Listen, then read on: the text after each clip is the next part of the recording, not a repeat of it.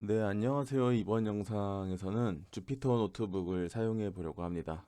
주피터 노트북은 요즘에 그 인공지능, 머신러닝에서도 많이 쓰이고 파이썬을 실습할 수 있는 도구로도 굉장히 괜찮은 것 같아요. 그래서 이 주피터 노트북을 설치를 해보려고 합니다. 설치를 하고 간단한 사용 방법을 설명드리려고 해요.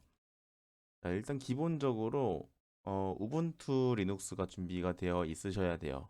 우분투 리눅스가 준비되어 있으셔야 되고, 만약에 윈도우를 이용하시는 분들은 제 영상 중에 여기 버추얼박스 설치 부분을 좀 참고를 해주시면 좋을 것 같아요. 네, 아마 이것도 영상이 좀 오래돼서 버추얼박스가 저 영상대로 설치가 잘 안 될 수가 있어요. 버추얼박스 또는 뭐 VM웨어도 있을 거고, 뭐 윈도우 같은 경우에는 또 하이퍼 V도 있을 거고. 그런데 이 버추얼 박스에서 이 다운로드를 누르시면은 여기 새로운 버전인 7.0.20 버전을 설치를 할 수가 있어요. 근데 요거를 설치하실 때 어, 에러가 날 수도 있습니다. 그 별도의 패키지가 하나 필요하다고 해서 에러가 날 수도 있어요. 그 부분만 좀 신경 써주셔서 에러 부분 찾아서 설치를 좀 해주시면 되고요. 아니면은 여기 옛날 버전 6.1.26 버전을 설치하시는 방법도 있습니다. 지금 영상에서는 이 내용을 좀 생략을 하고요. 만약에 우분투 리눅스가 준비되어 있으시다고 하면은 자, 이렇게 서버로 접속을 하신 다음에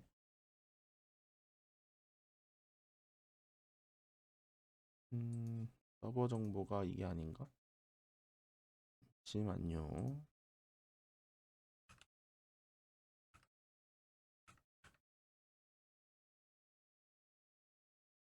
어, 네, 서버에 접속을 하신 다음에 apt 업데이트를 해주시고요. 깨끗한 서버라고 가정을 하면은 apt 업데이트를 하고 그다음에 apt install docker compose -y를 해서 설치를 합니다. 저는 이미 설치가 되어 있고요.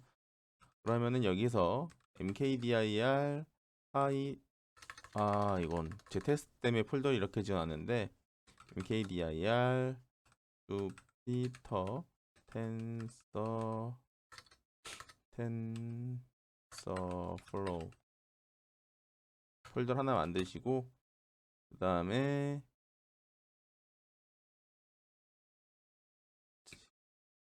이 주피터 폴더로 가셔서 mkdir 워크스페이스를 만드신 다음에 터치 도커 컴포즈.yaml을 만드세요.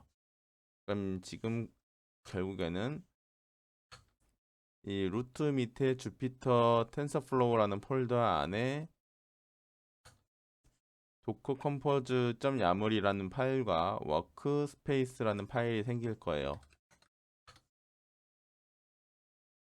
이렇게 생기면은 주피터 텐서플로우라는 폴더로 이동을 한 다음에 vi 에디터로 도커 컴포즈.yaml 파일을 편집을 합니다.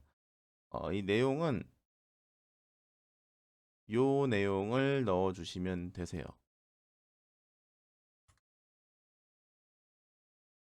네, 일시정지 하시고 이 내용을 따라서 넣으시면 되고요. 그리고 이 내용을 좀 설명을 드리면은 간단하게 설명을 드리면 주피터 텐서플로우 노트북이라는 이미지를 쓸 겁니다. 이 이미지는 도커 허브에서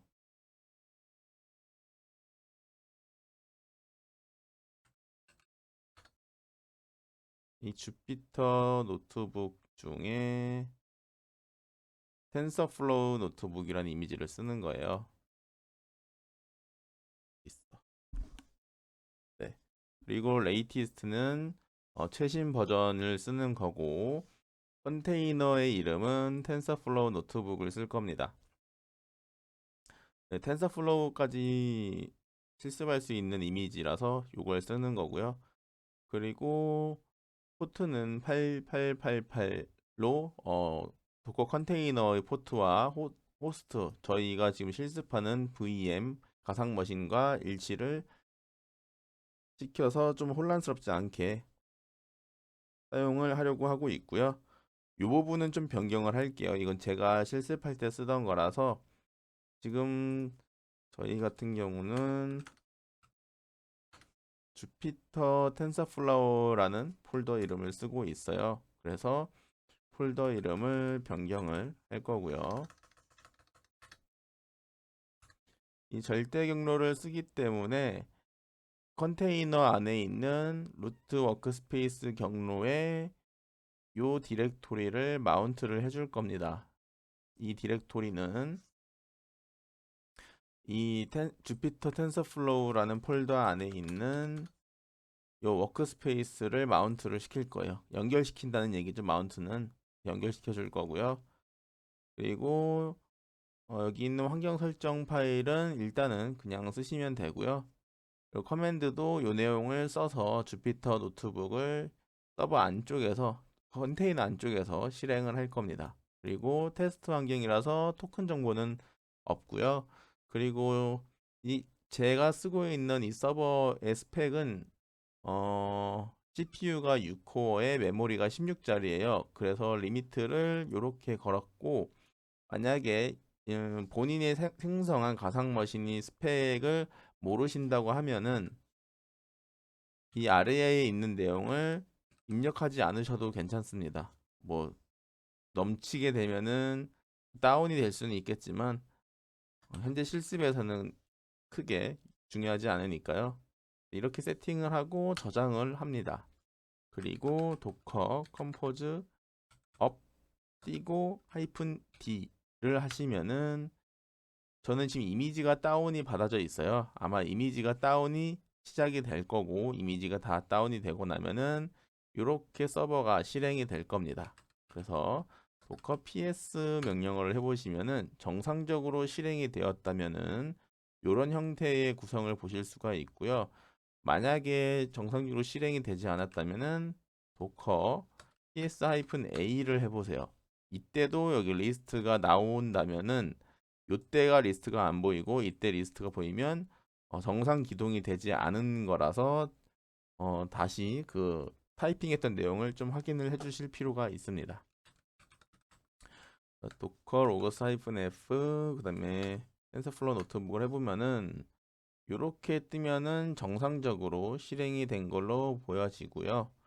그리고 저 같은 경우는 이 지금 호스트 IP가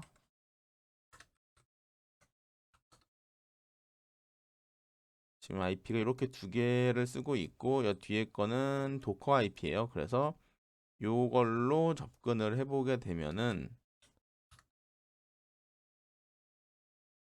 네, HTTP 포트 번호는 84개였고요. 이렇게 접근을 하면은 텐서플로우 서버로 주피터 노트북으로 접근을 할 수 있게 됩니다. 그래서 이걸 가지고 뭐 테스트를 해볼 수가 있고요. 간단하게 좀 사용을 해보면은 여기 New라는 버튼을 눌러서 노트북을 생성을 합니다. 이 노트북은 그 머신러닝 테스트할 때 써볼 수 있는 도구이기도 한데요. 이거를 파이썬 학습할 때도 쓸 수가 있어요. 그래서 이걸 좀 보여드리려는 거고요. 자, 예를 들어서 현재 상태에서 숫자 10을 넣고 엔터를 치시면은 그냥 다음 줄로 넘어가게 되는데 이 컨트롤 키를 누르고 엔터를 누르면은 이렇게 10이라는 결과가 출력이 됩니다. 요 내용은 약간 파이썬과 좀 다른 부분이 있어요. 파이썬 실행을 할 때 보면은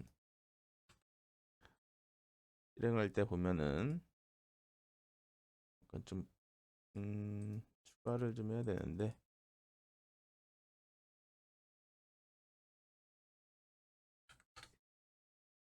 네, 이게 VS 코드에서 파이썬을 실행하는 내용을 좀 보여드리려고 갖고 왔어요. 이 상태에서 숫자 10을 넣고 실행을 하게 되면은 아무것도 출력이 되지가 않아요. 그런데 프린트라는 파이썬 함수, 기본 함수를 넣고 숫자 10을 넣고 실행을 하게 되면은 이렇게 10이라는 결과가 출력이 됩니다. 이 말은 즉 여기에 현재 기본적으로 프린트라는 기능이 동작을 한다라고 생각을 좀 해주시면은 될 것 같아요. 자, 그 다음에 이 상태에서 한 줄을 더 추가를 하려고 하면은 Shift 엔터를 누르시고요. 그러면은 아래의 줄이 추가가 되고 이번에는 20을 넣고 아까는 컨트롤 엔터였는데 이번에는 Shift 엔터를 해주세요. 그러면은 결과가 출력이 되고 바로 다음에 한 줄이 더 추가가 됩니다. 네. 이 상태에서 컨트롤 시프트 빼기 마이너스 버튼을 누르시면은 이렇게 줄을 더 생성할 수도 있고요. 방향키로 위아래로 왔다 갔다도 가능합니다. 그리고 이게 지금 셀이라고 부르는데 이 셀을 이게 액티베이트 되어 있는데 활성화가 되어 있는데 ESC 키를 누르면은 이게 입력 활성이 닫히고요. 그리고 이 상태에서 키보드에서 소문자 D, 이 소문자 D, 이 D를 두 번 누르시면은 줄이 삭제가 됩니다. 네, 이렇게 쓸 수가 있고 그래서 지우고 엔터를 누르면은 이 입력 창이 활성이 되고요. 자, 그런데 여기서 만약에 파이썬 기능이 동작하는지를 테스트를 해볼 거예요. 그래서 저희는 임의 변수인 테스트 언더바 리스트라는 리스트 타입의 변수를 만들고요. 여기에 A, B, C를 넣고 엔터를 두 번 눌러주시고 포문으로 이 기능이 동작하는지 테스트를 할 겁니다. 그 다음에 in 테스트 언더바 리스트 콜론 엔터 프린트 바를 넣고 print print 그리고 여기서 컨트롤 엔터를 눌러보세요. 그러면은 이렇게 출력이 되는 걸 볼 수가 있고요. 이 내용은 아이고 이 내용을 실제 파이썬도 동작을 하는지 보시면은 이렇게 동작을 잘 하는 것을 확인할 수가 있습니다.